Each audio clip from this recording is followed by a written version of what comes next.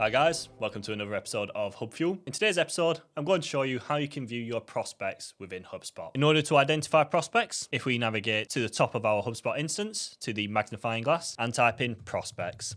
From here, we can click on the prospects tool. We can also access this via contacts and target accounts if we've switched this on previously. And then scrolling down, we can then go to prospects. From here, we can filter out the prospects that we currently have by adding a filter on the left-hand side. As you can see, there's quite a number of different filters available to us. We can preview the company to find out more information about the visit, as well as the related companies. In order to add a company to our CRM, we can do so either clicking the Add Company button, the little plus icon next to the company in question, or we can add multiple companies by clicking in the checkbox and then clicking Add to Database. By clicking on the star icon, we can add the contact to our favorites, which means that with our favorites, we can actually manage notifications in order to get updates around the prospects in question. And to manage those notifications, under Actions and then Manage Notifications, from here we can set up personal notifications, such as a daily email, or we can set up team notifications. That is how we track prospects in HubSpot.